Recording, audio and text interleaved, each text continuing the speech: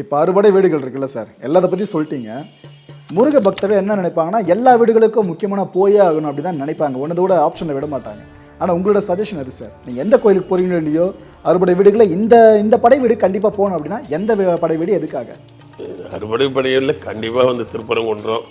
எல்லாரையும் போக முடியுமான்னு கேட்டிங்கன்னா கொஞ்சம் கஷ்டம் தான். திருப்பரங்குன்றம் எல்லா கோயில்களுக்கும் சொல்கிறேன். இது இல்லாமல் இந்த 6 படை வீடியில் 5 படை ரொம்ப முக்கியம். திருப்பரங்குன்றம், திருச்செந்தூர், இந்த இது வந்து பழனி. அதுக்கு வந்து சாமி மலை வந்து இப்போ ரொம்ப முக்கியம்தான். ஒரு வரலாறு இல்லை, இப்போ டர்னிங் பாயிண்ட் அது திருத்தணி முக்கியம்தான். இதுக்கு போகணும். இதுக்கு வந்து பழமுதிர்ச்சோல இல்லை, பழமுதிர்ச்சோரில் அப்புறம் பார்த்துக்கலாம். இதுக்கு போகணும். முக்கியமாக போக வேண்டியது இது இலங்கையில் இருக்க கதிர் கிராமம் போகணும். கதிர் கிராமத்தில் வந்து என்ன வரலாறு இருக்குன்னா, இலங்கையே அவர் கையில் இருந்திருக்கு. சுருக்கமாக போனால் அந்த கதிர் கிராமத்தில் முருகனும் ராமரும் பக்கத்தில் இருக்காங்க. ராமாயணத்துக்கும் முருகனுக்கும் சம்பந்தம் இருக்கிறது.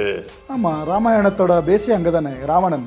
இப்போ அறுபடை வீடுகள் இருக்குல்ல சார், எல்லாத்த பற்றி சொல்லிட்டீங்க. முருக பக்தர்கள் என்ன நினைப்பாங்கன்னா, எல்லா வீடுகளுக்கும் முக்கியமான போயே ஆகணும் அப்படி தான் நினைப்பாங்க. ஒன்றதை விட ஆப்ஷனை விட மாட்டாங்க. ஆனால் உங்களோட சஜஷன் அது சார். நீங்கள் எந்த கோயிலுக்கு போகிறீங்களோ இல்லையோ, அறுபடை வீடுகளில் இந்த படை வீடு கண்டிப்பாக போகணும் அப்படின்னா எந்த படை வீடு எதுக்காக? ஒரு க்ளூ கொடுக்குறேன். பழனி கோயிலில் போனீங்கன்னா மேலே வந்து இது வந்துருக்கும், ஒரு பெயிண்டிங்லாம் வரைஞ்சிருக்கும். அதில் மேலே அந்த கோயிலுக்குள்ளே போனீங்கன்னா அந்த மூலஸ்தானம், அந்த பெயிண்டிங்கில் பார்த்தீங்கன்னா ஒரு இடத்துல பார்த்துருக்கோம். நான் எவ்வளோ தூரம் ஒத்து கவனிச்சிருக்கேன் பாருங்க. என்ன சொல்கிறேன்னா, முருகருடைய சிஷியர்கள் சொல்கிறோம்ல, அதில் ராமர் பேரை போட்டிருக்காங்க. முருகருடைய சிஷியர், முருகருடைய சிஷியர்களில் ராமர் பேர் கொண்டு போட்டிருக்கு. அப்படின்னா ஏதோ ஒன்று இவங்க மறைக்கிறாங்க விஷயத்தை. நம்மளுக்கு அதை வந்து ஆதங்கமாக இருக்குல்ல. முருகரை ஃபாலோ பண்ண ராமரை இப்போ வரைக்கும் தூக்கி கொண்டாடுறாங்க. ஆனால் ராமரே ஃபாலோ பண்ண முருகரை அது ஒரு இன்னொன்று சுருக்கமாக சொல்லிடுறேன். இந்த 50 ஆண்டு வரலாறு மீட்டெடுத்தா தமிழ்நாட்டில் தமிழ் தேசிய ஆட்சி வரும். டெல்லியில் இப்போ சார் பிரச்சனை எது? தமிழ் பிரதமர் வர போகிறான். தமிழ் வந்து தலைமை தாங்கிற ஒரு வாய்ப்பு வரும். இது ரெக்கார்டு. அதாவது என்னென்னா, டாக்குமெண்ட்டு இது வரைக்கும் நம்ம ஒரிஜினல் டாக்குமெண்ட்டு எதிரிக்கிட்டு இருக்குது. நாம் வாடகை வீட்டில் இருக்கிற மாதிரி, நம்ம வீட்லேயே நம்ம வாடகை இருக்கிறோம். டாக்குமெண்ட் நம்ம கைக்கு வந்தால் நாம் ஓனர் ஆகி அவன் வாடகை ஆகிடுவான். அப்போ நாம் ஒரிஜினல் இந்து. நாம் புரியுதுங்களா? திருமால் நம்ம ஊரில் தான், பிரம்மா கூட கோயில் இங்கே தான் இருக்குது. சிவன் நம்ம ஊர் தான், தென்னாடுடைய சிவன் தான். அதனால் நாம் தான் வந்து இன்னும் கேட்டால் ராமரும் கிருஷ்ணரும் சொல்லி அவங்க பிஜேபி ஆட்சியை பிடிச்சிருக்கிறாங்க. அவங்க அதை ராமரும் கிருஷ்ணரும் சொல்லி பிஜேபி ஆட்சி பிடிக்கும் பொழுது ராமருக்கும் கிருஷ்ணருக்கும் முன்னாடி இருந்த முன்னோடி இவர் முருகன், அதுக்கு முன்னாடி சிவன், திருமால், வைணவம், சைவம் இதெல்லாம் இருக்கும்பொழுது ஏன் இது பிடிக்க முடியாதா? வெரி எளிது. அந்த வரலாறை மீட்டெடுக்க வேண்டிய வேலையை நம்ம செய்யணும். உதாரணம் சொல்லிடுறேன். அகத்தியரை வச்சு நீ பார்த்தீங்கன்னா, முருகருக்கு அகத்தியர் ஃப்ரெண்டு, தமிழ் வளர்த்தாரு. அதே அகத்தியர் யாருக்கு ஃப்ரெண்டு? சிவபெருமானுக்கு ஃப்ரெண்டு. ராமருக்கு இவங்களுக்கும் ஃப்ரெண்டு. யார்? ராமாயணத்தில் வந்து தசரதனுக்கும் ஃப்ரெண்டு. அவர் ராமர் காட்டுக்கு வரும்பொழுது அதே அகத்தியரை தான் கைட் பண்ணுறார். நீ சவுத்துக்கு போயா, உன் பிரச்சனை தீருன்றார். எவ்வளோ வருஷம் வாழ்ந்துருப்பார்? ஒரு வருஷம் கிடையாதுங்க, அது 100 வருஷம் தான். அவர் 120 வருஷம் வாழ்ந்தவர் தான். இது கிட்டத்தட்ட ராமாயணம், மகாபாரதம், முருகன் வாழ்ந்தது எல்லாமே ஒரு 150 இயர்ஸுக்குள்ள சேம். இது தனித்தனியாக பிரித்து மேய்ஞ்சி. எனக்கு எங்களுக்கு டவுட் வருதுன்னா, எங்களுக்கு என்னென்ன டவுட்டு, அதிகபட்சம் 2000 வருஷத்துக்குள்ளே எல்லாம் நடந்திருக்குமோன்னு சொல்லிட்டு. எதுக்காகனா, இதுக்கு முன்னாடி நிறைய பொருட்களை தோண்டி எடுக்கிறாங்களே. இப்போ கீழடியில் கூட பார்த்துருப்பீங்க. ஆனால் அதுலலாம் முருகர் சிம்பலோ சிவன் சார்ந்த சிம்பலோ எதுவுமே இல்லையே. நீ ஒன்றும் வேணாம். ரொமிலா தாபர்னு ஒருத்தர் இருக்காங்க. ரொமிலா தாபர்ன்றது யாருன்னா, கம்யூனிஸ்ட் கட்சியை சேர்ந்த ஒரு ஹிஸ்டாரியன். அவங்க வேர்ல்டு ஃபேமஸ். ஒரு 50-60 வருஷத்துக்கு முன்னாடி ஃபேமஸ் ஹிஸ்டாரியன். அவங்க புக்கு தான் எம்ஏ, எம்பி, பிஹெச்டி படிக்கிறது, வரலாற்றுக்கெல்லாம் வைப்பாங்க. நான் எம்ஏ பச்சை பாசில் படிக்கும்போது அவங்க புக்ஸ் எல்லாம் நிறைய படிப்பேன். நான் ஹிஸ்ட்ரி கான்ஃபரன்ஸ் டெல்லிக்கெல்லாம் போயிருக்கிறேன். அப்போ நான் மாணவர் அணி தனியாக இருந்திருக்கேன். Romila தாபர்ன்றவங்க best historian. பகுத்தறிவோடு நம்ம பேசுகிற மாதிரி பேசுகிறவங்க. அவங்க எழுதின ஒரு நூலில் ஒரு குறிப்பு ஒன்று பண்ணேன். அது என்னை ரொம்ப பாதிச்சுது. என்ன குறிப்பு எழுதினான்னா, ஐ திங்க் அப்படின்னு அவங்க சொல்கிறாங்க, ராமாயணம், மகாபாரதம் இதெல்லாம் இருக்கு இல்லையா, இதெல்லாம் ஒரே நூற்றாண்டில் நடந்த நிகழ்ச்சிகள். இதெல்லாம் பல லட்சம் ஆண்டுகள் எல்லாம் சொல்கிறாங்களா? அதெல்லாம் ஒன்றுமே இல்லை. அது ஒரு உதாரணம் சொல்கிறாங்க அவங்க. அவர் எப்படி சொல்கிறாங்கன்னா, பரசுராமர் இருக்கார். அவர் முருகருக்கு நண்பர். அதே பரசுராமன் என்ன பண்ண மகாபாரதத்தில் வராரு. தெரியுது இல்லையா? மகாபாரதத்தில் யாருக்கு வராரு? கர்ணனுக்கு குருவாக வராரு. அதே பரசுராமன் எங்கே வராரு? ராமர் வந்து சீதை வில்லு உரைச்சிட்டு வரும்போது எதிர்க்கு வந்து சண்டை போடுறாரு. ஒரே பரசுராம எப்படி 3லையும் வராருன்றாரு. கந்தபுராணம், ராமாயணம், மகாபாரதம் 3லையும் பரசுராமர் வருவார், அகத்தியர் வராரு, சிவன் வராரு. சிவனை வந்து ராமேஸ்வரத்தில் வந்து ராமரை கும்பிட்றாரு. அப்போ இது 3ம் ஒரே நூற்றாண்டில் நடந்த நிகழ்ச்சிகள். அதாவது கொஞ்சம் தள்ளி இருக்கும், 50 வருஷம் 100 வருஷம் இதுக்குள்ளேயே. அவ்வளோதான். ஓகே. ஆனால் என்ன புரியலன்னா, இப்போ ராமாயணத்தில் ராமர் இருக்கார், மகாபாரதத்தில் பார்த்தீங்கன்னா கிருஷ்ணன் இருக்கார் சார். ரெண்டுமே விஷ்ணுவோட அவதாரமாக தான் பார்த்துக்கிட்டு இருக்கோம். ஒரு அவதாரம் அப்படின்னா ஒன்று முடிஞ்சால் இன்னொன்று வந்திருக்கணும். அப்போ இது கொஞ்சம் இடிக்கிற மாதிரி. அதாவது ஒன்று முடிஞ்சு ஒன்று எல்லாம் கிடையாது, பீக் பீரியட்னு சொல்லுவோம். ஓகே. அவதாரம் இப்போ உதாரணத்துக்கு வந்து ராமர் வாழ்ந்த காலத்திலே அதுதான் அந்த ரொமிலா தாப்பர்ன்ற அந்த ஹிஸ்டாரியன் என்ன சொல்கிறாங்கன்னா, ராமர் வாழ்ந்த பீரியட்லேயே வந்து கண்ணனும் வாழ்ந்துருக்கலாம். மகாபாரதமும் ராமாயணம் ஒன்று பக்கத்தில் தான் நடக்குதுன்றாங்க. ஆனால் வார் நடந்தது ஒருத்தர் முன்ன பெண்ணு. அவர் சொல்கிறாங்க ராமரை விட வந்து கொஞ்சம் வயசில் பெரியவர் யார், கண்ணன். ஆனால் கண்ணனுடைய யுத்தம் வந்து லேட்டாக நடந்தது, மகாபாரத யுத்தம். ராமாயண யுத்தம் சீக்கிரமே நடந்துருச்சு. அதாவது ராமருடைய சின்ன வயசில் ஃபர்ஸ்ட் ஹாஃப் இருக்கு இல்லையா, 40 வயசு 35 வயசுலேயே ராமாயண யுத்தம் நடந்துருது. கிருஷ்ணருக்கு 80 வயசு ஆகும் போது லாஸ்ட்டில் தான் வந்து மகாபாரத யுத்தம் நடக்குது. அப்போது வயசில் பெரியவன் தான், ஆனால் யுத்தம் லேட்டாக நடக்குது. இப்போ உதாரணத்துக்கு லேட்டாக சில பேர் சிஎம் ஆவாங்க, சிலர் முன்னாடி ஆகிடுவாங்க. புரியுதுங்களா? அந்த மாதிரி. ஓகே. அப்போ நீங்கள் சொல்கிறது படி பார்த்தீங்கன்னா கடவுளின் காலம், கடவுள்கள் வாழ்ந்த காலம் பூமியில் 30 வருஷம்தான். அதிகமாக வாழ்ந்தவங்க கிடையாது. 30 இயர்ஸ், 30 வருஷம் உச்சகட்டமாக இருந்திருக்கு ஒவ்வொரு யுகம். Okay sir. சார் நிகழ்ச்சியோட இறுதியாக சார், அறுபடை விட ஃபுல்லாக பார்த்து முடிச்சிட்டோம். நீங்களும் பல விஷயங்கள் முருகன் சார்ந்து சொல்லிட்டீங்க, முருகனை தொட்டே பல கடவுள்கள் பற்றியும் பேசிட்டீங்க. இதெல்லாம் தாண்டி இறுதியாக நீங்கள் சொல்ல விரும்புகிற விஷயம் சார், இந்த உலகத்துக்கு இது வரைக்கும் தெரியாதுப்பா இந்த விஷயம், நான் ரிவியல் பண்ணுறேன் அப்படின்னா எந்த விஷயம் சார்? எனக்கு என்ன சொல்ல வரவேன்னாக்கா, எல்லாருக்கும் கடவுள் இருக்காங்க, தெய்வம் இருக்குது, இல்லை மன்னர்கள் இருக்காங்க. கும்பிட்டு போங்க, இல்லை வழிபட்டு போங்க, இல்லை போற்றே பண்ணுங்க, படிங்க, அதெல்லாம் ஒன்றும் பிரச்சனை கிடையாது, பொறாமையே கிடையாது. அது இந்துவாக இருந்தாலும் கிறிஸ்டினாக இருந்தாலும் முஸ்லீமாக இருந்தாலும் அதெல்லாம் ஒன்றும் பொறாமையே கிடையாது.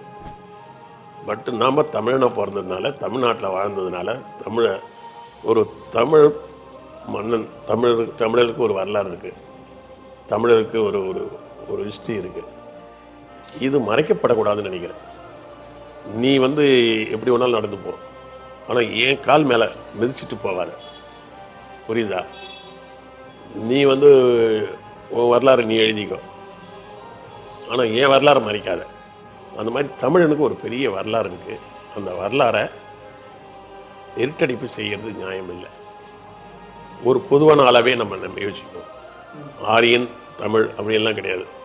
ஆரியரில் நல்லவன் தான் நல்லவனை நம்ம வரவேற்கிறோம், தமிழில் நல்லவன் தான் நல்லவனை வரவேற்கிறோம். இனத்தை பார்க்காத, அவன் நல்லவனா கெட்டவனா, நல்லவனை கெட்டவனா பார்க்குறான். நல்லவனா கெட்டவனா பார்த்தாவே தமிழன் வந்து நல்லவன் இருந்திருக்கிறான், ஆரியத்தில் நல்லவன் இருந்திருக்கிறான். ஆனால் தமிழன் வரலாறை இருட்டடிப்பு செய்ய மற்றவங்களும் செய்யக்கூடாது, தமிழனும் அதை விடக்கூடாது. உன் வரலாறை நீ தூக்கி பிடிக்கணும். அதனால ராமர் வரலாறை அவங்க தூக்கி பிடிக்கிறது தப்பு கிடையாது, கிருஷ்ணர் வரலாறு அவங்க தூக்கி பிடிக்கிறது என்ன தப்பு? ஏன் வெளி உலகத்தில் வந்து அவன் வரலாறு அவன் தூக்கி பிடிக்கிறான்ல வெளிநாட்டில், அது தப்பே கிடையாது. அதே மாதிரி தமிழ்நாட்டில் உன் வரலாறு தூக்கி பிடி. உன் வரலாறு வந்து இருக்குது, புராணங்களில் ஒளிஞ்சிருக்கு. இப்போ என்னக்கா அங்கே நான் பெரிய ஒரு சிக்கல் என்னன்னாக்கா, திராவிட இயக்கம் ஒரு பக்கம் இருக்குங்க, ஒரு பக்கம் ஆன்மீகவாதியா. பிஜேபிக்கும் திராவிட இயக்கத்துக்கு தான் நம்ம மோதலை பேர் நடக்குது. பிஜேபி என்ன சொல்லுது, இந்து மதத்தில் இருக்கிற எல்லா புராணங்கள்லையும் ரொம்ப சூப்பரான விஷயங்கள்லாம் இருக்குது, அதுதான் பொக்கிஷம், உலகத்திலே நாம் தான் பெரிய ஆள், நம்மகிட்ட இருக்கிற ராமாயணம் மகாபாரதம் தத்துவங்கள் உலகத்திலே இல்லை, அதனால் இதை பின்பற்றுவோம் அப்படின்னு சொல்லுது. அதில் பாதி நியாயம் இருக்குது. இதில் உள்ள தொன்மையான விஷயங்கள் நிறைய இந்து மதத்தில் தான் இருக்குது. உலகத்தில் கிறிஸ்துவ மதம், இஸ்லாம் மதம் எல்லாத்துலையும் இருக்கிறத விட மிக தொன்மையான விஷயங்கள் பூரா இந்து மதத்தில் இருக்குது. ஆனால் 50% தான் இருக்குது. மீதி 50 வந்து கொஞ்சம் புருடா கதை, 12 கை 14 கை 20 கையெல்லாம் சொல்கிறாங்கல்ல, அதெல்லாம் கொஞ்சம் கூடுதல். அது மாதிரி சில கம்சாவும் கொஞ்சம் நிறைய சேர்ந்துருக்கு, அதெல்லாம் எடுக்கணும். அண்ணா, கலைஞர், எம்ஜிஆர், ஜெயலலிதா வரைக்கும் கூட நம்ம வரையிருக்கிறோம். இவங்க எல்லாம் கூட அந்த தலைவராக இருந்து வந்ததுனால தமிழ்நாட்டுக்கு ஒரு நன்மை என்னென்னா, இன்றைக்கி இந்தியாவில் இருக்கிற மாநிலங்களில் பொருளாதாரத்திலே ஓரளவுக்கு படிப்பெல்லாம் வளர்ந்துருக்கிற மாநிலம் தமிழ்நாடுன்றது ஒரு பேர் வந்திருக்குதுன்னா அது இவங்களும் காரணம். பகுத்தறிவை சொல்கிறாங்க, மூட நம்பிக்கை வேணாம், படிங்க, ஆங்கிலத்தை படிங்க, ஆங்கிலத்திலேருந்து பல விஷயத்தை எடுத்துங்க, சயின்ஸை படிங்க அப்படின்னு இவங்க நிறைய சொல்லியிருக்காங்க. அதனால் பல நன்மைகள் நடந்திருக்கு. தீமை என்னன்னாக்கா, இவங்ககிட்ட எப்படி பிஜேபியில் வந்து நன்மை வந்து நம்முடைய பழைய ஆன்மீக வரலாறு பூரா அதில் இருக்குது. கோயிலை பராமரிக்கணும், நம்ம கோயிலே வரலாறு, கோயிலெல்லாம் இடிச்சு விட்டா வரலாறு போயிடும்ல, அது பாதுகாக்கணும்னு நினைக்கிற தப்பில்லை. ஆனால் மூட நம்பிக்கை பாதுகாக்கணும்னு நினைக்கும் போது கோயிலை பாதுகாக்கிறதா நினச்சி அதாவது புதையலை பாதுகாக்கலாம், புதையலில் இருக்கிற பேயும் பாதுகாக்க முடியாது இல்லையா, புரியுதா? அது வந்து கோயில்ன்றது புதையல், அதை பாதுகாக்கிறன்ட்டு பேயெல்லாம் பாதுகான்னு சொல்லி புதையலை தூக்கி விட்டுறக்கூடாது. அதே மாதிரி தான் இங்கே திராவிட இயக்கங்கள் என்ன பண்ணுறாங்கன்னா, மூட நம்பிக்கைன்ற பேரில் நீ எது மூட நம்பிக்கை அதை சொல்லுங்கள், வேணான்னு சொன்னால் பரவாயில்ல, ஆனால் கோயிலுக்கே போகாத அது மூட நம்பிக்கைன்றது ஒரு முட்டாள்தானம். ஏன் ஒரு தலைவராகிறீங்க, உங்கள் ஒரு சிலை வைக்கிறீங்க, சிலை வச்சா என்ன அர்த்தம்? சிலை வைக்கிறதே வழிபாடு தானே. தமிழ்நாடை சுற்றி அதிகமாக நீ தானே சிலை வச்சுருக்கீங்க, என்ன சிலை? அப்போ வழிபாடே கூடாதுன்னா அப்புறம் சிலையை தூக்கணும் மாட்டானா? சாமி வழிபாடு கோயில் வழிபாடே கூடாதுன்னா அப்புறம் எதுக்கு ஊர் பூரா சிலை வச்சுக்கலாம் தூக்கணும்னு அவன் சொல்ல மாட்டானா? நீங்கள் வந்து சமாதி வச்சுருக்கீங்க, அதில் போய் சில பேர் தேங்காய் உடைக்கலையா, சில பேர் வந்து கற்பூரம் ஏற்றலையா? அதனால் முன்னோர் வழிபாடுன்றது ஒரு குலதெய்வ வழிபாட்டிலே இருக்குது. ஆனால் அது மூட நம்பிக்கை ஆகிடக்கூடாது. அதனால் நாத்திகம்ன்ற பேரில் கோயிலுக்கு போவானா வழிபாடு தப்பு இல்லை, ஆனால் போய் மூட நம்பிக்கையை வெளிப்படுத்தக்கூடாது. அதாவது கையை வெட்டிக்கிறேன் காலை வெட்டிக்கிறேன் இப்படி பண்ணால் சாமி மனசை குளிரும், அந்த பேர் முட்டாள்தனம் பண்ண வேணாம். முட்டாள்தனம் இது வழிபாடு இறந்தவளுக்கு கொண்டு போகணும், அவ்வளோதான். அது தெய்வம் தான், கடவுள் வந்து சோறு போட்டுறாரு, உழைச்சாதான் நீ வளர முடியும், அவ்வளோதான். இயற்கையை தான் நமக்கு எல்லாத்தையும். காற்று இல்லைன்னா வாழ முடியாது, தண்ணி இல்லைன்னா வாழ முடியாது, நெருப்பு இல்லைன்னா வாழ முடியாது. ஆனால் கடவுள் இல்லாமல் வாழ்ந்து இல்லாமல் கோயிலுக்கே போகலன்னா கூட சார் ஒரு ப்ராக்டிக்கல் என்னென்னா, இப்போ ரோட்டில் போகிற யாருன்னா கூப்பிட்டு நான் பேயை பார்த்தேன்னு சொன்னால் கூட நம்புவாங்க, ஆனால் அவர்கிட்ட போய் நான் கடவுளை பார்த்தேன்னு சொன்னால் நம்ப மாட்டாங்க. இதுதான் ப்ராக்டிக்கல். இப்போது நீங்கள் ஒரு பொண்ணுகிட்ட போய் ஒரு மாப்பிள்ளை பார்த்துட்டு இதை கல்யாணம் பண்ணி என்ன பண்ணிக்குவா? அவர்கிட்ட போய் ஒரு கடவுள் மாதிரி ஒரு ஆள் இருக்காரு, முருகர் மாதிரி அவருக்கு 12 கை, ராவண மாதிரி 12 தலை, கட்டிக்கிறியான்னா ஐயோ ஐயோப்பா அப்படின்வா. அப்போ ஒரு பொய்யை சொன்னீங்கன்னா வந்து கடவுளும் அடிப்படும், எல்லாமே அடிப்படும். அதனால திராவிட இயக்கத்தில் பகுத்தறிவை நான் வரவேற்கிறேன். ஆனால் அவங்க சொல்லுகிற அந்த இதுண்டாவது இருக்கு இல்லையா, சாமி கோயிலுக்கே போகாத அதுவாகாத அப்படின்னு சொல்லி அப்படி சொல்கிறாங்களா, அது அதெல்லாம் குறைஞ்சிச்சு சார். ஏன்னா சிஎம் வீட்லேயே கோயிலுக்கு போகிறவங்களா இருக்காங்க இருக்கிற அது ஓப்பனாக சொல்லி, நீ மட்டும் போயிட்டு கீழகரவன்ட்ட மட்டும் வந்து நான் பெரியாரை பின்பற்று அப்படின்னு சொன்னால் கீழகரவனுக்கு ஒரு குழப்பம் வருது. இப்போ கொஞ்சம் தெளிவாக எடுத்துட்டு இருக்காங்க சார். கீழகரவனுக்கு தெளிவாக சொல்லணும், டிக்ளேர் பண்ணட்டுமே, ஓ எல்லாரும் கோயிலுக்கு போங்கயா, அன்னைக்கு ஏதோ கோவத்தில் பெரியார் விருப்பம் இருக்கிறவங்க கோயிலுக்கு போயா, நானே வரேன்னு போக வேண்டியதானே. பார்க்கலாம் சார், நிறைய சேஞ்சஸ் வரும்னு நினைக்கிறேன். நிறைய சேஞ்சஸ் வரணும். ஆன்மீக அதாவது நான் சொல்லேன், பகுத்தறிவும் ஆன்மீகமும் ஒரு நாணயத்தின் 2 பக்கங்கள். பகுத்தறிவு இல்லாத ஆன்மீகமும் வந்து ரொம்ப குப்பையில் போடணும்.